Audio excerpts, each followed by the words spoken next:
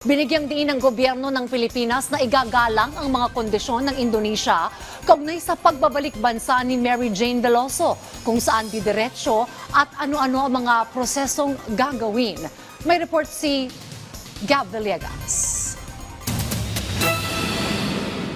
Inabot ng mahigit isang dekada sa kulungan sa Indonesia si Mary Jane Veloso bago makauwi sa Pilipinas. Ayon kay Executive Secretary Lucas Bersamin, dahil ito sa pagsisikap ng pamahalaan na makipag-usap sa Indonesian government. Iginiit naman ng Philippine government na tungkulin na igalang ang mga kondisyon ng Indonesia para sa paglipat ni Veloso sa kustodiya ng Pilipinas. Sasailalim si Mary Jane bilang isang newly committed PDL sa 5 araw na quarantine sa Correctional Institution for Women. Dito gagawin ang medical observation gaya ng medical at physical examinations para matiyak na nasa maayos ang lagay ng pisikal at mental na kalusugan ni Veloso. Mananatili si Veloso sa Reception and Diagnostic Center nang hindi lalampas sa 60 araw. 55 araw dito ay para sa orientation, diagnostic evaluation at initial security classification. Sunod siyang ililipat sa kanyang selda batay sa magiging resolusyon ng Reception and Diagnostic Center Classification Board.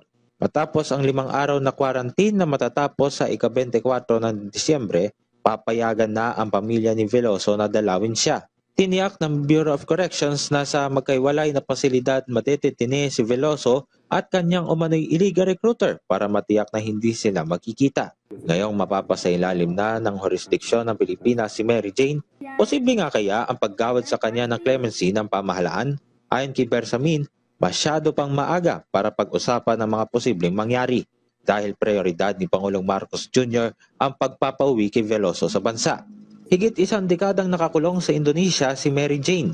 Naaresto siya sa Yogyakarta Airport taong 2010 dahil sa 2.6 kg ng heroin sa kanyang maleta. Hinatulan siya ng parusang kamatayan sa kaparehong taon.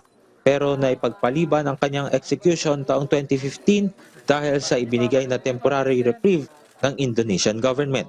Gab Villegas para sa Pambansang TV sa Bagong Pilipinas.